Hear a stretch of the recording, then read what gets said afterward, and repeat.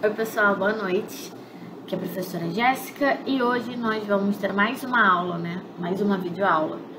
E só que essa agora a gente vai começar a falar sobre o reino Animalia, tá? Então, nas últimas aulas a gente já viu lá o reino Protista, né? Reino Fungi, reino Monera. Essa agora a gente vai começar a falar sobre o que a gente chama de animal, né? Que é a coisa que mais existe por aí, que a gente mais reconhece, né? Pois então, o reino dos animais é um reino que possui algumas características em comum. Quais são elas? As três principais todos eles são organismos eucariontes, né? Então tem aquela célula que a gente chama de célula eucariótica, que é uma célula organizada, com suas organelas separadas, com núcleo, lembra disso? Pois então, os organismos que não são eucariontes são organismos procariontes, tá? Só para vocês não esquecerem. Dentro do reino animal, a gente também só tem organismos pluricelulares. O que é isso? Organismos com mais de uma célula. Então, lá no reino protista, todo mundo tinha uma única célula. No reino fungi, tinha organismos com uma célula e organismos pluricelulares. Ok? Show, né? Uma outra característica dentro do reino animalia é que todos esses organismos eles são heterotróficos. Então, eles necessitam de uma fonte externa de alimento. Eles precisam comer, vamos dizer assim. Precisam se alimentar de algo, tá? Diferente, então, dos organismos autotróficos, que conseguem, né, produzir o seu próprio alimento, por exemplo, através da fotossíntese. Show? A área da ciência que estuda os animais, né, a gente chama de zoologia. Então, sempre quando você vê na TV ou na internet zoologia, zoólogo, é sempre o estudo ou quem estuda os animais, tá? Dentro do reino animalia, a gente tem uma classificação, né, que ela é mais comum, que provavelmente vocês já ouviram falar, que é entre os animais que a gente chama de vertebrados e animais que chamamos de invertebrados, tá? Diferença entre eles, os vertebrados possuem vértebras, ok? Possuem coluna vertebral lá bonitinha. Já os invertebrados não possuem, ok? Tá. Quando a gente fala de reino animal, a gente está falando de mais, se não me engano, de 30 filos, né? A gente tem vários filos dentro do reino animalia. A gente vai estudar todos eles? Não, obviamente. A gente vai estudar os mais conhecidos, os que são mais abordados na escola, né, no cotidiano, né, porque são os animais que a gente mais conhece. Então, a gente vai falar sobre 9, ok? Então, a gente vai falar sobre os poríferos, os quinidários, os plateumintos, os nemateumintos, os moluscos, anelídeos, artrópodes, equinodermos e, para fechar, a gente vai falar sobre os animais que são, em sua maioria, obviamente, vertebrados, que são os cordados. Isso porque a gente tem alguns organismos que estão dentro dos cordados, mas não são vertebrados, mas não se preocupem com isso, tá? Isso aqui, essa imagem, é a imagem de um cladograma, tá? A gente já estudou o que é isso, já estudamos o que significa cada uma desses tracinhos, né? E a gente viu que isso significa o grau de similaridade, de parentesco. É o grau de parentesco entre os organismos, tá? Então, os cordados são mais próximos dos equinodermos do que dos poríferos, tá? Eu tô apontando com o dedo aqui, esqueci. E os equinodermos e cordados são mais parecidos do que os cordados e os poríferos, tá? Porque eles estão mais longe aqui nesse cladograma. Lembram disso? Isso aqui é só pra gente olhar, né? Quem a gente vai estudar, não precisa se preocupar, tá? Então, em relação às esponjas, né, ou o filo porífera, como é corretamente falado. Os poríferos, eles são conhecidos como esponjas e eles são um dos animais mais antigos. Isso porque a gente estima, né, os cientistas estimam que eles surgiram há cerca de 1 bilhão de anos atrás. Olha só, é muito tempo atrás. Esses organismos, eles são animais bem simples, eles possuem um esqueleto que é formado por espículas, que é uma substância que forma uma estrutura, ó, que parece muito uma hélice de ventilador, uma pá de ventilador. É essa estrutura aqui, entre outras, obviamente, que formam o esqueleto da esponja, né, do porífero. Uma coisa importante, esse esqueleto não é um tecido verdadeiro, tá? Então, não pode dizer que as esponjas são formadas por tecidos verdadeiros. Ele é A esponja, se não me engano, é um dos únicos animais que não são formados por esse tipo de tecido, tá? Por tecidos, na verdade. São animais exclusivamente aquáticos, então você não vai encontrar esponja na terra, tá? E eles vivem fixos a estruturas submersas, ou seja, eles são organismos sésseis, eles não conseguem sair andando por aí, tá? Em relação à alimentação dos poríferos, isso é algo bem interessante. Por quê? Porque como eles não andam, eles não conseguem, né, sair por aí caçando alimento. Então eles têm uma estratégia diferente. Eles se alimentam através da filtração, né? Como que é isso? Eles têm vários poros, tá vendo? Esses buraquinhos aqui a gente chama de poros. Esses poros, eles recebem água, ou seja, a água passa por eles, entra no corpo do porífera e ali dentro essa água é filtrada. Então tudo que fica preso nesses filtros, a esponja utiliza para se alimentar. É isso, bem básico. A água depois sai por esse poro maior aqui, ó. Então, ó, entra pelos poros menores e depois a água, né? Entra pelos poros menores e depois sai por esse poro maior aqui.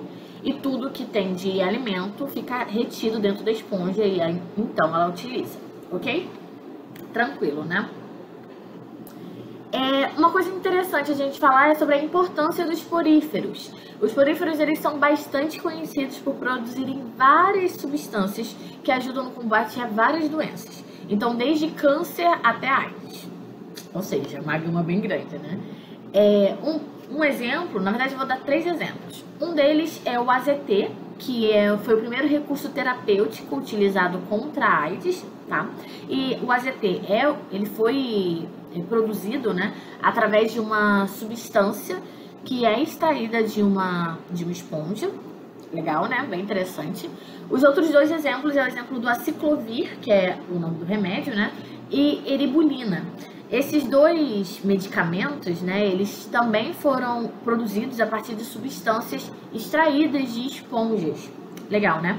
O aciclovir é um remédio contra herpes e a eribulina é um medicamento que é utilizado no tratamento de câncer de mama. Legal, né? Muito interessante. No próximo, temos então Filoquinidária. Quinidária já é um filo diferente dos poríferos porque eles possuem tecidos verdadeiros, tá? Então ele não é somente aquela estrutura que a gente fala que é o esqueleto da esponja. Ele possui tecidos verdadeiros, tá? Além disso, ele possui uma única boca. Então não é que nem a esponja que tem vários porozinhos, tá? No caso dos quinidários, ele só tem um, beleza? Também são organismos aquáticos, né? Majoritariamente marinhos, ok? E alguns eles são bem conhecidos por serem bastante venenosos e serem capazes até de matar. No caso do Filoquinidária, a gente tem 4 tipos de quinidários, vamos dizer assim, né? Que são as classes. A gente tem as hidras e caravelas, ok? A gente tem as águas vivas, temos as vespas do mar, né? Que são parte dos cubozoários.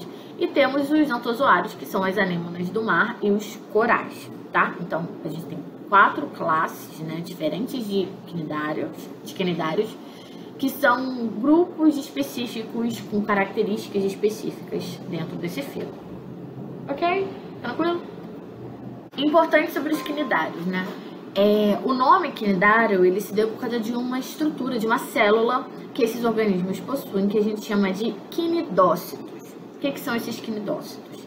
São células que liberam um líquido urticante, tá? Que é ele que é responsável pela defesa do organismo e causa aquela queimadura, né, na gente quando a gente encosta em uma água-viva, por exemplo. Então, os quinidócitos são essas células de defesa, digamos assim, tá bom? Tranquilo, né? Esse aqui é um exemplo, ó, essa imagem aqui, ó, tem um exemplo de uma água-viva capturando um peixe, tá vendo? Legal, né? Muito interessante. Uma outra coisa importante dos quinidários é que eles podem ter 2 tipos de estrutura, né? Na verdade, eles podem ter 2 tipos de formas, tá? Uma forma a gente chama de forma de medusa, que são os quinidários de vida livre, e eles possuem vários tentáculos ao longo do corpo, tá? Então, essa daqui é a medusa, né? Um exemplo é a água-viva propriamente. Ela tem uma fase da vida dela em que ela vive lá livre e solta na coluna d'água. Já a outra forma de vida dos quinidários são os pólipos, tá? Já os pólipos, eles não são de vida livre, eles são sésseis, como as esponjas. Então, eles ficam lá presos, né, fixos a um substrato. No caso dos pólipos, eles possuem tentáculos também, só que esses tentáculos, eles ficam em volta da boca e para cima, tá vendo? Então, ó, na medusa, os tentáculos ficam para baixo, né, normalmente, e no pólipo, os tentáculos ficam em volta da boca para cima. Então, essa é a grande diferença entre eles. Tá bom? Tranquilo, né? Ok, então vimos as principais características de quinidários e de poríferas. Agora a gente vai ver as principais características dos filos Nemátoda e Plateuminto, tá? Importante. Geralmente a gente acha que nematódios e plateumintos são a mesma coisa, né? Pelo menos do mesmo grupo, mas não. São coisas bem diferentes e com características bem distintas também, tá? O que é igual entre eles? É que eles são organismos chamados de vermes. Tem um corpo vermiforme. Então, a maior característica deles é similar, né, entre eles. Além disso, são organismos que podem viver tanto em ambiente aquático, né, quanto terrestres. Eles podem ser tanto de vida livre ou podem ser parasitas. Quando eles são parasitas, eles precisam estar associados, né, ao corpo de um organismo vivo, porque aí ele vai retirar as substâncias que necessita desse corpo vivo, tá? Então, primeiro vamos falar dos plateumintos. Os plateumintos, eles possuem o corpo achatado e eles não possuem tubo digestório completo, tá? Então, a digestão deles não é completa. Então, pelo mesmo lugar onde eles comem, eles defecam. Então, eles comem pela boca e eliminam as fezes pela boca, tá bom? Esses vermes, eles são hermafroditas, né, geralmente. Então, o mesmo verme ele pode ser tanto feminino quanto masculino, tá? E os maiores exemplos são as planárias e alguns parasitas como tênia e esquitosoma, ok? Então, plateumintos têm o corpo, a principal característica é ter o corpo achatado. Já no caso dos nemateumintos, ou dos nematódios, né? A gente pode chamar de duas formas, eles já são organismos de corpo cilíndrico e possuem a parte final, né, as suas extremidades, as extremidades do seu corpo afinalada, tá vendo? Então, ele é cilíndrico, mas afina aqui, ó, na sua extremidade, tá? Já no caso dos nemateumintos, eles têm tubo digestório completo, então tem tanto boca quanto ânus, tá? E eles também, geralmente, possuem sexos separados, então você vai ter um feminino, uma fêmea e um macho. E, geralmente, a fêmea é maior do que o macho, tá vendo? O macho tem esse final aqui enroladinho e a fêmea, ela é toda reta, mas ela é bem maior, tá? Alguns exemplos de nemateumintos. A gente tem um acilostoma, né, que é o que causa amarelão, e o ascaris, que é a famosa lombriga, tá? Então, se eu perguntar qual a diferença entre plateuminto e nemateuminto? Fácil. Plateumintos são achatados e só tem boca, o tubo digestório incompleto, né, só tem boca, não tem ânus. E nemateuminto, o corpo é cilíndrico e possui tubo digestório completo. Tem boca e tem ânus. Ok? Para terminar a aula, a gente vai falar então sobre duas doenças causadas por plateumintos e nemateumintos, tá? Então, no caso do plateuminto, a gente pode falar sobre a teníase e a cisticircose, que são doenças causadas por tênias, tá? Então, a tênia solium e a tênia saginata, que são espécies de tênias do porco e do boi, tá? Essa doença, ela também pode ser chamada de solitária. Na verdade, os vermes podem ser chamados de solitários, né? Porque na maioria dos casos, o portador, né, desse verme, desse parasita, ele só tem um parasita no intestino delgado dele. Então, esse parasita, a tênia, cresce tanto que toma o intestino delgado dele. Então, olha o exemplo dessa tênia. Olha que legal. Vocês vão ver esse espacinho aqui, ó. Cada pedacinho desse aqui equivale a 10 centímetros. Então, imagina qual o tamanho disso aqui, ó. Deixa isso aqui sumir pra vocês verem. Tá vendo esse tracinho embaixo do 10 centímetros? Isso quer dizer que a cada tracinho daquele drible você tem 10 centímetros. Então, imagina o tamanho dessa tênia que estava dentro do intestino de um sofredor. Esse é no caso da solitária, né? E o outro caso é da cisticircose, que é quando você tem a formação desses cisticercos, né, desses cistos da tênia no seu cérebro. Então, não só no cérebro, né, em órgãos vitais, mas um exemplo é o cérebro. Olha só esse exemplo aqui, que doideira. Cada bolinha dessa, tá vendo? É um cisticerco de uma tênia. Então, como que a pessoa acaba sendo contaminada com teníase, né, tendo teníase? É através da ingestão de carne contaminada. Então, você tem lá, né, a larva da tênia na musculatura bovina ou, né, na suína, no caso, se for carne de porco. E aí você come essa carne que está contaminada, né, e não foi preparada corretamente, por exemplo. Comeu, ok. Entra, o verme acaba, né, crescendo no seu organismo, no seu intestino, no caso, e ele vai crescendo, crescendo, crescendo, crescendo, vai sugando os seus nutrientes, eles podem acabar machucando as paredes do seu intestino, não é um problema danado. E quando você defeca, né, elimina suas fezes, os ovos desses organismos, eles saem nas suas fezes e podem acabar contaminando, por exemplo, um gado, né, que acaba se alimentando de algo que tem aquelas fezes ali, aqueles ovos, né. Isso acontece principalmente em locais, né, mais no interior, né, porque aqui na cidade a gente não vai ter esse ciclo completo, mas a gente pode ser contaminado através da ingestão da carne contaminada, tá? E para terminar de vez, vamos falar então sobre a doença causada por um nemateuminto. No caso dessa doença, que é a ascaridíase, eu tenho certeza que a maioria de vocês já teve, porque é uma parada muito normal, muito comum. Eu já tive, que é a lombriga. É uma verminose que é então causada pela Ascaris lumbricoides, que é o nome desse verme, e é a verminose intestinal mais conhecida e mais disseminada no mundo inteiro, tá? Ela é muito comum. Quando eu descobri como é o ciclo de vida da Ascaris, eu fiquei desesperada. Vocês vão entender por quê. Olha só. Como que ocorre a contaminação por lombriga, né? Você ingere os ovos infectados do parasita. E isso é muito comum, principalmente em verdura, né? Que é mal lavada. Então, é comum você acabar se contaminando, né? Com lombriga de vegetais mal lavados, tá? De alimentos contaminados. Beleza, você ingeriu lá o ovo da lombriga. Esse ovo, né? Ele vai pro seu lá, vai lá bonitinho, entra no seu intestino. Quando ele tá no seu intestino, eles crescem, né? E se desenvolvem em larvas. Essa larva, ela sai do seu intestino, olha só. Ela sai do seu intestino e vem lá pro seu pulmão. No pulmão, ela fica lá uns 10, 14 dias crescendo. Depois que ela cresce, né?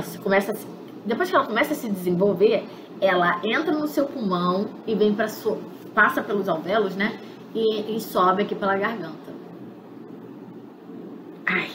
Sobe pela garganta. Quando ela chega na garganta, o que você faz?